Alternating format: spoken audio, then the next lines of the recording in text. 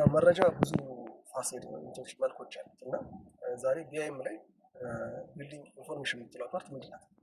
ኢንፎርሜሽን ምንድን ነው የሚለውን ለመግለጽ እሞክራለሁ። ስገልጽ ታዲያ ከረዥም እድሜ የቆጠሩ ስታንዳርዶች አሉ፣ መለኪያዎች ማለት ነው፣ መረጃ መለኪያ መካኒዝሞች። እኔ አይደለም የፈጠርኳቸው፣ ከኔ የተሻሉ ሰዎች ጊዜ ፈጥረው አንዱ ሀሳብ ላይ እየጨመሩ የመጡ አይዲያዎች ናቸው።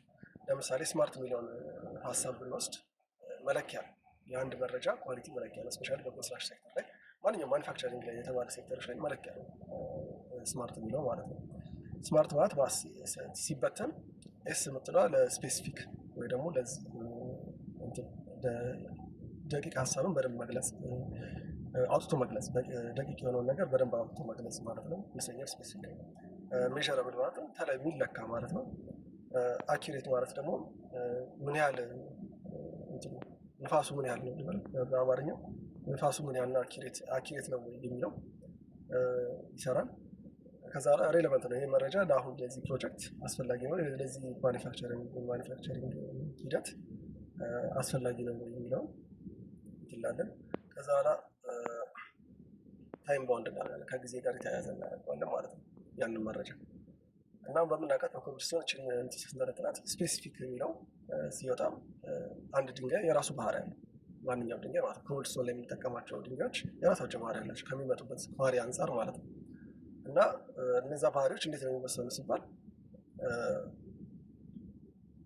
አሁን ለምሳሌ ዴንሲቲ ብንል ይሄን ያህል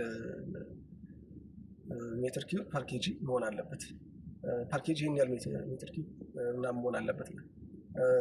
እርጥበት የመቀበል አቅም ምናምን፣ እነዚህ ሂዩሚዲቲ ጋር የተያያዙ ከፍሪክሽን ጋር የተያያዙ ከግጭት ከብሪትልነስ ጋር የተያያዙ ከቶርዥን ጋር የተያያዙ ፕሮፐርቲዎች አሏቸው ማንኛውም ማቴሪያሎች ማለት ነው።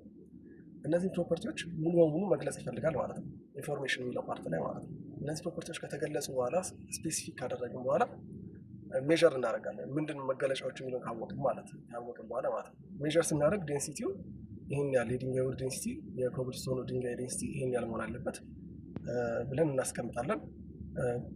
እርጥበት የመቀበል አቅሙ ይሄን ያህል መሆን አለበት ብለን እናስቀምጣለን። እንትን መሆነ ፍሪክሽን ሬዚስታንሱ ይሄን ያህል፣ ዳይሬክት ሂት ሬዚስታንሱ በኬጂ ፐር ሜትር ስኩዌር ወይ ፐር ስኩዌር ኢንች እናስቀምጣለን። ይህ ማለት ምንድነው?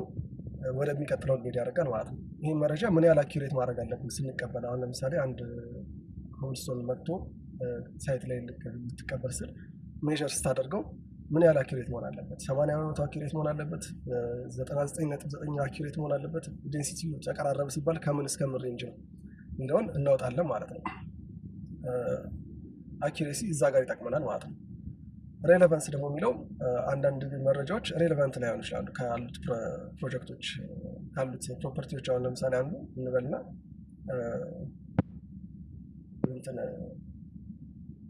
ምንድነው ስሙዝነስ ብለን ብንወስድ ስሙዝነስ ሬሌቫንስ የሚሆነው ከላይ ሬሌቫንት የሚሆነው ከላይ ስንጠቀመው ነው። ከላይ ያለው ፓርት ነው ስሙዝነሱ ሬሌቫንት የሚሆነው። ከስር ላለው ፓርት ወይ ከጎንና ከጎን ላለው የዛን ያህል ስሙዝነስ ኢምፖርታንት ላይሆን ይችላል። ለምን ማቴሪያል ፕሮፐርቲ ራሱ በጣም እንትን ስለሆነ ሻካራ ስለሆነ ኮብልስቶን ያንን ስሙዝነስ ሬሌቫንት ነው ብለን አናስብም ማለት ነው። ወይ ደግሞ ሬሌቫንት ከሆነ ደግሞ ሬሌቫንት ነው ብለን እናስቀምጠዋለን። እርግጠኛ ሳልሆን በዚህ ጉዳይ ላይ ሬሌቫንት ከሆነ ሬሌቫንት ነው፣ ካልሆነ አይደለም ብለን እናስባለን። ከዛ በኋላ ደግሞ በዚሁ መረጃ ላይ ታይም ባውንድ እናደርገዋለን። በምን ያህል ጊዜ ማቴሪያል ይዋዥቃል፣ ይበላሻል፣ መቀየር አለበት፣ መስተካከል አለበት የሚለውን እናስቀምጣለን ማለት ነው። አንዳንድ ማቴሪያል ስለዚህ አንዳንድ ኦብጀክት የምታመርቱት ምርት ታይም ሊሚቴሽን አለው ማለት ነው። ላይፍ ስፓን አለው በእነዚህ ማቴሪያል ፕሮፐርቲዎች አማካኝነት ማለት ነው። ስለዚህ አንድ ሰው ባለው ባጀት ልክ በዋንዛ በር ልስራ፣ በቀርከሃ ልስራ፣ በምናምን ብረት ልስራ፣ በአሉሚኒየም ልስራ ብሎ መወሰን ይችላል ማለት ነው። ስለዚህ ስማርት የምትለው አክሮኒም በጣም ወሳኝ ናት ማለት ነው። ያለን የምንጠቀመውን መረጃ ኢንፎርሜሽን የምትለውን ፓርት ቢአይኤም ላይ ኢንፎርሜሽን የምትለውን ፓርት ለማውጣት ማለት ነው። ላይክ፣ ኮሜንት፣ ሼር ማድረግ እንዳትረሱ። ስፔሻሊ ደግሞ ለማኒፋክቸረሮች እዚህ ጋር ማስቀመጥ ፈልገው ወደ